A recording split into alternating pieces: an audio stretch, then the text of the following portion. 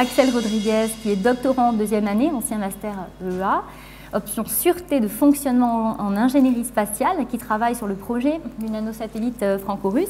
Et nous accueillons également Michel Prunet, qui est étudiant en DUT GE2I. Voilà.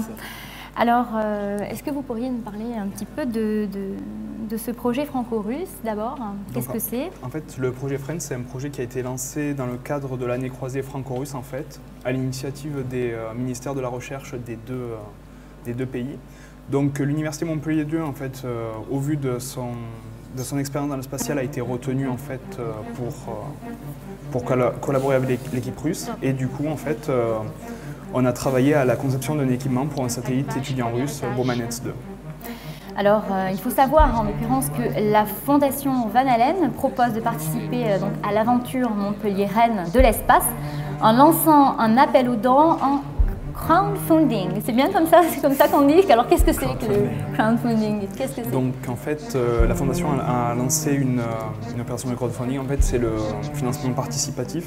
Donc, pour financer justement les panneaux solaires du prochain projet de nanosatellite étudiant à Montpellier. Très bien, alors cette aventure a commencé le 13 février 2012. Robusta s'envole de Kourou à bord de la fusée Vega. Un lancement suivi de très près par 300 étudiants de l'Université Montpellier 2, issus donc de l'IUT de Nîmes, Montpellier, la Faculté des Sciences de Montpellier et Polytech. Alors au départ, il y a une idée un peu folle d'un professeur de l'Université de Montpellier. Je crois que c'est le professeur Seigné, si je ne me trompe pas. Voilà, donc il y a eu un appel à projet de l'Agence spatiale française. Donc lui était convaincu que ses étudiants pourraient et seraient capables de concevoir un satellite de A à Z. En février 2012, le nanosatellite Robusta est lancé, le défi a été gagné. Donc il décolle de Kourou à bord de la fusée Vega. C'est la première étape de l'aventure nanosatellite universitaire. Et puis en 2015, leur deuxième nanosatellite Robusta 1B volera sur une orbite à environ 350 km, je crois. Hein. C'est ce qui est prévu. 650, mais c'est 350. C'est ce qui est prévu à l'origine. Alors, qu'est-ce que vous pourriez nous dire sur ce petit satellite? Il est tout petit. Oui. Donc en fait, voilà, c'est un satellite de 10 cm de côté, en fait, donc un nanosatellite, c'est-à-dire un petit satellite. Donc son expérience, en fait, c'est sur l'effet des radiations sur l'électronique, en fait, un domaine justement qui intéresse beaucoup les acteurs du spatial, donc l'Agence spatiale européenne aussi, française.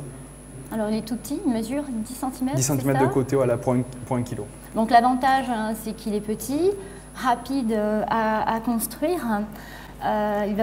Ça permet en fait de pouvoir tester et déployer en fait des technologies innovantes à moindre coût, parce que sur les gros satellites qui coûtent plusieurs millions, en fait, les entreprises ne peuvent pas trop prendre le risque en fait d'intégrer des technologies qu'ils ne connaissent pas et donc qui ne peuvent pas prouver qu'elles seront assez sûres pour le satellite. Et toi, Michel, tu arrives un petit peu dans ce bain de satellite. Je suis arrivé lundi au CSU, donc le Centre spatial universitaire de Montpellier-Nîmes. Tout nouveau dans ce projet tout alors? Nouveau, ouais, voilà, c'est ça, je viens à peine d'arriver. Regard tout neuf. C'est ça. Et du coup, ouais, voilà, donc je dois faire un stage en fait pour finir ma formation de GE2I. Et je suis allé au CSU et une ambiance super conviviale, vraiment sympathique. Beaucoup de recherches, un atelier où ils font de la radiofréquence. Il faut savoir aussi que les nanosatellites ont une ingénierie qui est aussi complexe qu'un satellite de grande taille. Il y a beaucoup de paramètres à prendre en compte, des composants jusqu'à l'armature et tout.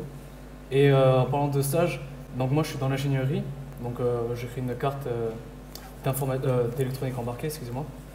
Mais ils recrutent aussi des stagiaires sur candidature spontanée, comme dans le management, le marketing, ils sont ouverts à tout, donc voilà. Ce qui est bien, c'est que c'est des projets en fait, qui permettent vraiment, qui posent des défis aux étudiants de pouvoir vraiment créer quelque chose et aussi voilà, un peu donner confiance en soi et pouvoir ensuite relever des défis, en fait, être plus à même de répondre aux attentes de l'industrie. D'accord. Donc ces projets, en fait, voilà, les projets et les stages étudiants en fait, sont financés par la Fondation Van Allen. Ça nous permet d'engager le plus d'étudiants possible sur les projets. Alors, Van Allen, est-ce que vous pourriez nous en dire un peu plus? C'est une fondation qui est associée avec notamment la NASA, je crois, le CNES. Et l'Agence spatiale européenne, oui. D'accord, et donc c'est elle qui est à l'initiative de ce projet-là. Oui, voilà. Ils financent en fait les projets, les stages étudiants en fait. D'accord. Donc juste pour être clair, les petits satellites, ils vont sur une fusée qui, elle, a une charge principale. C'est-à-dire qu'ils viennent se greffer sur l'envoi d'un satellite plus grand. Et c'est pour ça, comme je du disais coup, ça coûte rien. Enfin, ça coûte beaucoup moins cher, j'imagine. Quand même, oui, voilà, ça coûte moins cher, mais ça a un certain coût. C'est un budget. Quelques centaines de milliers d'euros quand même pour la fabrication, mais toujours moins cher qu'un vrai. Voilà, ouais, comparé à un vrai satellite, c'est une paille. Et ce qu'il faut savoir, voilà, c'est que comme lui, il est greffé sur un gros satellite, enfin du moins sur la fusée, il ne faut pas que l'électronique embarquée gêne le satellite ou... D'accord. Voilà, il faut vraiment prendre tout ça en considération. C'est une grande recherche et ce qui est bien au CSU, c'est que voilà, il donne la possibilité aux étudiants, comme moi ou comme Axel, de participer à peut-être un projet spatial pour l'avenir. Ça, c'est extraordinaire.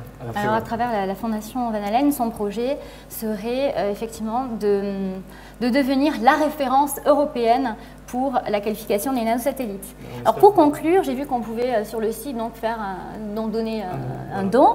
Pour les petits dons, en contrepartie, il y a toujours quelque chose. Alors, les petits dons, ce sera des porte-clés. Puis alors, le plus gros don, quand même, ce serait chouette si on a envie d'aller... qu'une partie de nous aille dans l'espace. J'ai bien regardé, écrire son nom sur le petit nanosatellite. Alors si on a envie d'avoir la tête dans les étoiles, il n'y a qu'à faire un gros don pour pouvoir partir dans l'espace. Juste une petite actualité dans cette actualité scientifique. Le 6 novembre, c'est donc ce soir en fait. Il y a les Cafés de la Biodiversité à Montpellier, ce sera la salle Jules Pagési pour thème cétacés avec la pollution de la mer. Vous avez compris le jeu de mots sur les cétacés. C'est présenté par Michel et Sophie Franck de l'association Terre Marine. Et tout de suite... Merci à vous. Merci à vous. Bon voyage dans l'espace. Merci. Merci beaucoup et bonne continuation.